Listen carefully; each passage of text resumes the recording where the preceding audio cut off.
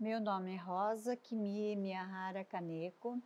Eu tenho 68 anos, nasci em Dracena, no interior de São Paulo, do estado de São Paulo. Eles eram do Japão, meu pai da província de Okayama e minha mãe da província de Fukuoka, que fica no sul do Japão. Meu pai veio quando tinha 13 anos, minha mãe veio menorzinha, acho que tinha 9, 10 anos. Antigamente o casamento era só por miai, que é, como se diz, é um encontro às cegas. Só que não é um encontro às cegas, é um casamento às cegas. Minha mãe conheceu meu pai no dia do casamento. Meus pais ficaram casados 50, nem sei quantos anos. É que minha mãe faleceu mais cedo, né? Ela faleceu com 74. Mas como fizeram bodas de ouro, tudo. E era um casal assim maravilhoso. Nós somos em 9, éramos, agora somos em 7. Meu pai não queria essa vida de trabalhar na roça. Então ele estudava com livros, com lampião no interior, né? Pedia livros da faculdade Waseda, lá de Tóquio, e ele se formou até. E aí ele falou, não, eu preciso estudar o português, eu estou nesse país. Ele estudou até tarde da noite, virou um jornalista, um jornal japonês, né, para a colônia japonesa, chamado São Paulo Shimbun. E ele falava muito, ele era... Acho que nunca mais vou encontrar uma pessoa tão inteligente quanto ele. Ele é poliglota, ele era autodidata, sempre estudou sozinho. Enfim, um cara muito gênio, muito gente. Veio lá de baixo, mas ele chegou lá em cima com louvor. Ele falou, eu não quero ficar em Dracena, então ele veio para São Paulo sozinho. Aí ficou minha mãe lá no interior com a sogra e as cunhadas. Aí minha mãe falou, se você continuar em São Paulo e eu aqui desse jeito, com a sua mãe e seus cunhados, eu vou embora para a casa da minha mãe, num outro estado, interior do estado. Aí meu pai voltou, só que ele queria continuar a vida de jornalista em São Paulo. E levou, aí veio toda a família para São Paulo, na Liberdade. Mas assim, foi só por acho que 1 ou 2 meses. Porque aí meu pai pegou uma casa no Jabaquara, porque ele foi procurar um terreno para fazer uma casa, né? E era uma casa enorme, ele mesmo projetou, ele construiu e tal. Só que, e a gente vivia muito feliz lá com meus avós também e tal. Só que aí veio o metrô e fomos desapropriados. Aí encontramos uma casa imensa na Vila Mascote, que hoje ainda mora o meu irmão. Eu sou menina, mas eu brincava de estilingue, adorava jogar mamona na molecada, né? Subia em árvores, pulava da mangueira para o pé de abacate. Enfim, era brincadeira de criança mesmo. Agora, em São Paulo, quando nós chegamos em São Paulo, a gente brigava muito, porque a casa em Dracena era enorme. E a gente morava, logo no começo, até a casa ficar pronta, a gente morava em apartamento. Então, a gente brigava muito, porque não tem espaço, não sabia do que brincar, não tinha amizade e tal. Mas depois que voltamos para casa, para uma casa lá, aí não dava tempo de brincar, porque eu estudava de manhã numa escola japonesa, das 8 ao meio-dia, e à tarde na escola brasileira. Quando eu ingressei na primeira série no interior, né, eu não sabia falar o português, porque em casa só falava japonês.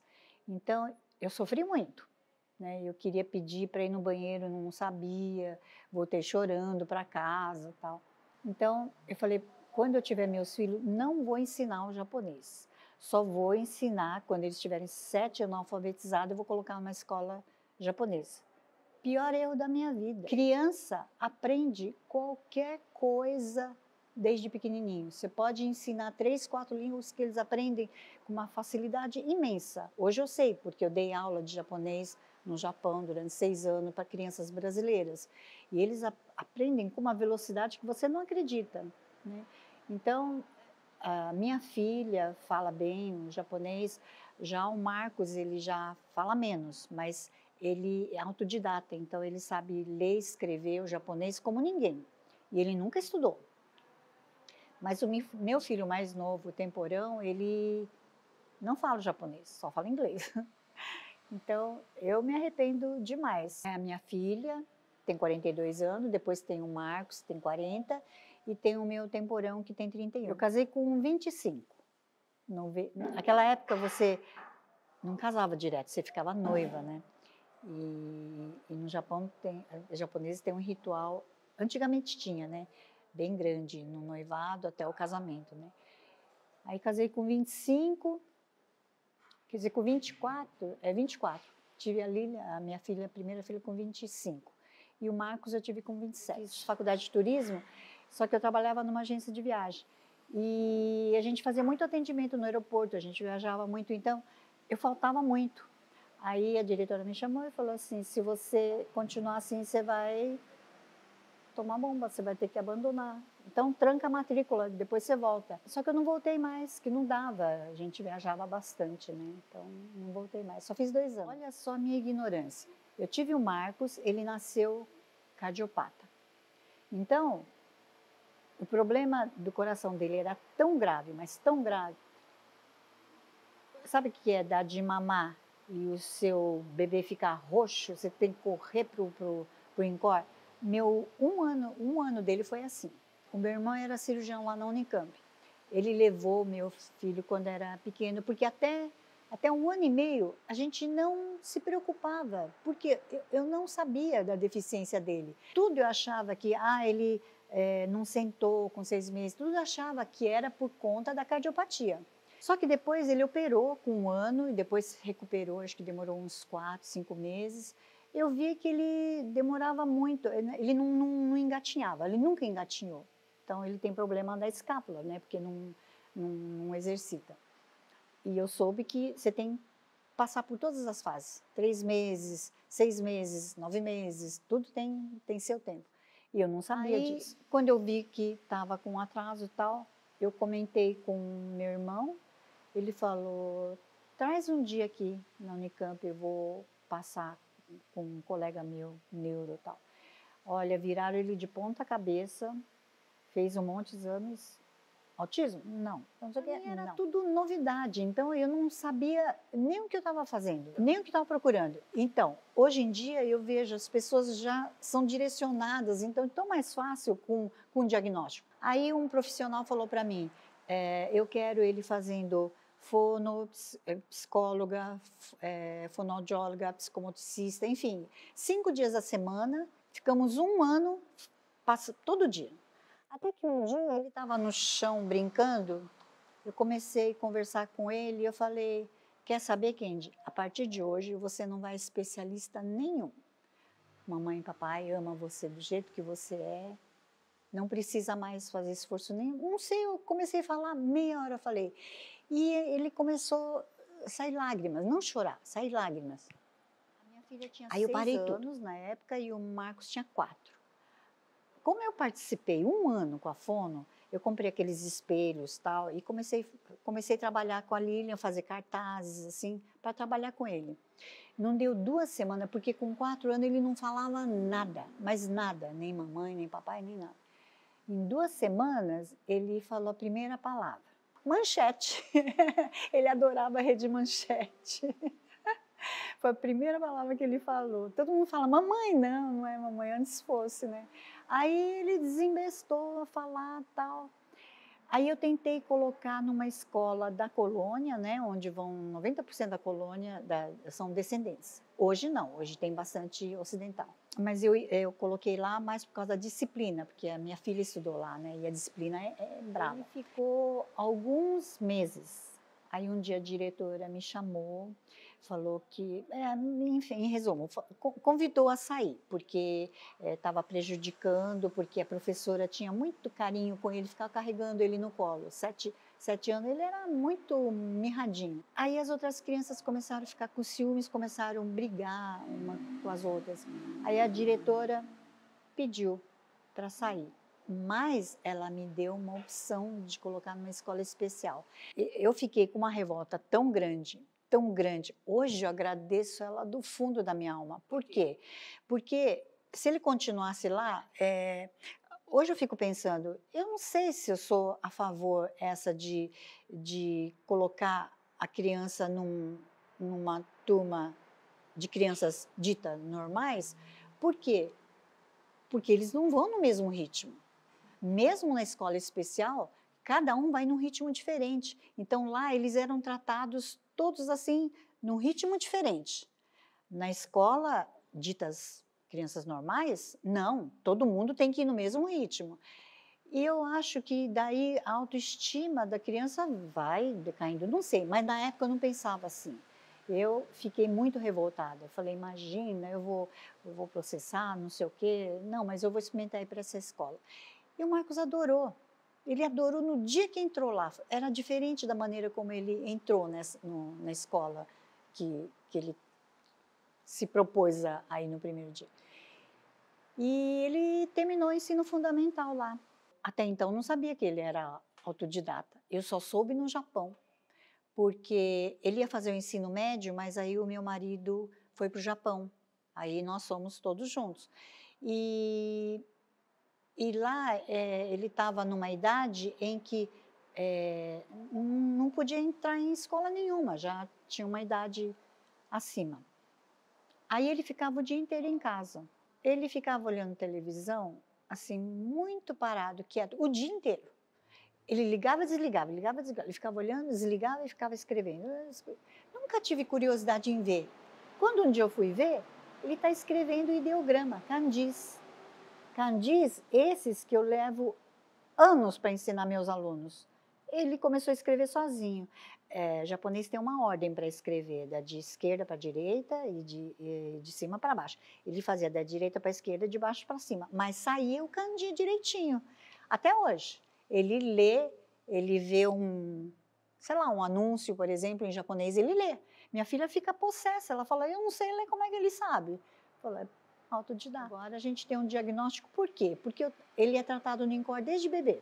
Só agora que o Instituto de Genética lá do INCOR procurou o Marcos e perguntou se ele se sujeitaria a uns exames, né, para fazer um estudo genético. Isso demorou quase 2 anos e saiu agora que ele tem a síndrome de Williams. Aí eu falei para minha filha, porque ela é praticamente a segunda mãe do Marcos, né? Mãe, me saiu o CID dele. Ele tem síndrome de Williams. Tá, e aí, mãe? Pois é, e aí, né? Não sei. Só que a primeira vez que Olga Cos pede para eu preencher uma ficha de inscrição, que eu posso colocar o CID. Antes eu punha não sei. Mas isso para mim não faz diferença nenhuma. Nem que fosse há 40 anos atrás, não faria diferença nenhuma. Eu fazia um curso de patchwork no Seco do Ibirapuera. Comecei a fazer. Aí tinha lá, a diretora falou assim, olha, tem um pessoal do Olga Cos, de dança, será que o Marcos não estaria interessado? Dança? Não sei. Olha só, a minha ignorância. Eu vejo hoje o pessoal do Olga Cos, né? Desde pequenininho. Olga Cos, ela estimula as crianças desde pequeno. E hoje eu vejo, porque ele está há pouco tempo, mas desde então eu vi a evolução dessas outras crianças que já cresceram. E eu não fiz nada disso com o Marcos. Para a gente era normal, era igual, todo mundo. Só que esse estímulo faz toda a diferença, toda a diferença. Ele ficou quase 1 ano agora longe do Olga por conta da cardiopatia dele, né? Ele fez cirurgia, deu complicações e tal. Eu vi como ele regrediu, em termos de tudo, emocional, físico, tudo, né? Então, hoje, quando ele entrou aqui na porta, ele falou, eba, nossa, quase chorei. Por isso que eu sou muito, mas muito grata. O dia que eu encontrei a Márcia, incrível que ela chegou e convidou o Marcos, ele falou, não sei, eu posso pensar? Eu falei, pode pensar, sua mãe vem semana que vem e se dá a resposta. Ele nem me comunicou, ele foi procurar a Márcia e falou assim, eu quero participar. Aí que começou. Ele estava muito calado, triste, fechado. E desde que eu perguntei para ele, olha, vai começar umas oficinas, né? De dança não deu tempo. Aí tinha de canto e percussão. Eu falei, quer participar? Ele falou, quero. Nossa, na hora ele falou. Aí ele já mudou. Ele ficou mais falante, né?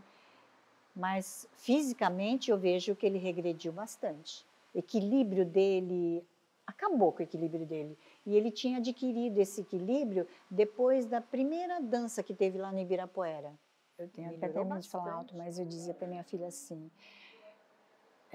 sempre eu rezei, pedindo para